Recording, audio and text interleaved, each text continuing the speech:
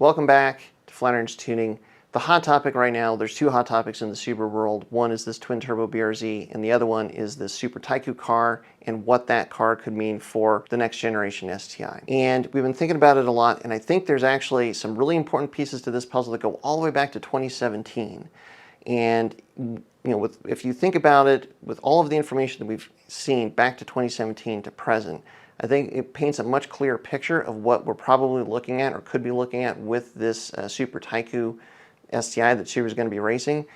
And I think to really get a sense of what this thing is likely to be, how likely it is to actually be a production car that we can actually go and buy, I think you've got to put all of these pieces together to get this full picture. So we're going to go into that. And as far as the twin-turbo BRZ, there's a lot more to that story, but that's going to be another video. So what is the standout thing? The standout feature of the Super Taiku car right now is the fact that it has what appears to be a very production-ready engine. The specific detail is the crinkle red STI intake manifold. That's a cast manifold. That is not a custom one-off piece. That's not even a motorsports piece. That is something that there's a lot of money spent to make the mold, to cast it, and to make it, that you kind of would not do unless you're at least going to do a pretty big run of these manifolds. And it doesn't exist anywhere else except for in this car, at least so far. But with that in mind, let's go back to 2017. In 2017, we saw the Subaru Visiv STI concept. Remember, this is 2 years after the VA STI debuted in 2015, and we saw this Visiv concept. Now, if you look at this Visiv concept now, you look at this and you go, this is clearly the concept that has all of the visual cues, the design elements of the VB WRX. The wheel arch moldings, the shape of the car, like everything is there. No question, the Visiv was basically the design language that the VB WRX was based on. And that's 2017. Let's go a little bit forward to 2020. 2020, the STI is still in production. There's a lot of rumors that start to come out about the next generation STI. It's pretty clear that 2021 is going to be the last of the current model of STI, but there was a lot of consistent reporting that came out of a lot of different media outlets that the next STI was going to be a big jump up in performance. It was going to be a 400 horsepower engine. There was even rumors that people had seen it and driven it. There was a rumor in one of these articles where somebody had seen this really fast test mule driving around at a Subaru test track and then pulled right into a garage. Like, it seemed like it was being developed, tested, and close to production, and it was about to come out. It was 2020. Then, well, the pandemic thing happened, the world changed. 2022, so we see the new WRX, and then in March of 2022, Subaru comes out and announces that there's not going to be an STI. Now, at the time, Subaru announces not only are they killing off the STI, there's not going to be an STI in this generation, and they're saying it could be as late as 2030 that there would be another one, and it's going to be fully electric. There's not going to be another combustion STI. That was Subaru's announcement back in March of 2022. Things went on, and it kind of seemed like there was no new news, and that was the only thing that was going to be happening with the STI. But then you go to 2024, and Johnny Lieberman breaks this news that the STI is coming back. It's going to be a combustion engine. It's going to make a lot of power. He got it from a very reliable source. Ourselves included, we got very excited about this news because what if Subaru is really going to bring back the STI? Subaru is bringing the STI back. Oh, wow. Subaru is bringing it back. They're going to use the 2.4 liter that's in the WRX, and it's going to make a lot of power.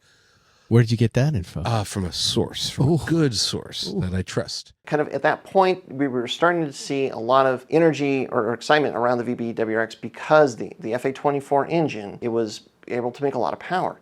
And you go back to 2020, when there were these rumors of a 400 horsepower STI, the rumors back then was that it was based on the FA24 engine. And remember, at that time, in 2020, that was not in any other car except for the Ascent. It was not their power plant of choice. Still the 2-liter engine, the FA20 and the WRX. So you go back to 2020, high horsepower FA24, that seems kind of weird.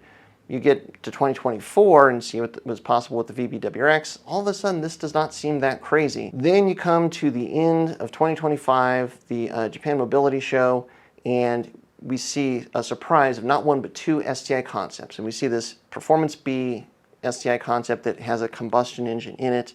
Looks very close to production ready. It came out of nowhere, and the biggest thing about why this was surprising is because literally the month before, they had the national dealers meeting here in the United States. All of the dealer principals were brought together for Subaru to kind of go through their plans for the future. There was an STI that was shown to them in concept, drawing, video, whatever, but it was the electric STI. There was no mention of a combustion STI. It was just the electric one, which matches with what Subaru had said back in 2022. Now here, 1 month later in Japan, we now see this combustion engine STI concept. So that brings us back to present day and this Super Taiku car, and again, this engine that looks very production ready.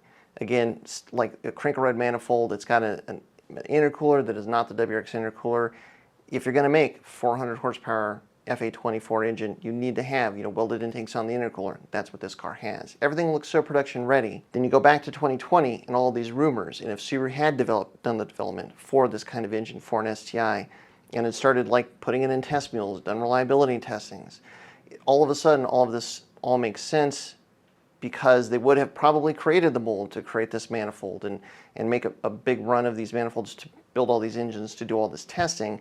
And then maybe they kind of shelved it back when they had to kill off the STI back in 2022, but now maybe they pulled all these engines, or at least the designs and whatnot, back out of mothballs and put it into this Super Taiku car to kind of breathe new life into it. And knowing that, at least with the current environment, the fuel economy standards, CAFE standards, are not really a concern at this moment. Like, if that's what they were not able to meet back in 2022, which caused them to have to kill off the STI, well, that's not a factor now. And it's very clear from the current market and all these manufacturers like Porsche and whatnot that are bringing back combustion engine cars, well, hey, there's a demand for it. And if you're watching this and you're a Subaru fan, probably there's no surprise to you that there's a demand for it. So all of this fits that if Subaru had to kill off the STI back in 2022 for these reasons, but they had done all this homework, then they can now kind of pull that homework back out, put it into the Super Taiku car, test it, and heck, maybe this is really going to be something that we're going to see, another combustion STI, something that we can go buy.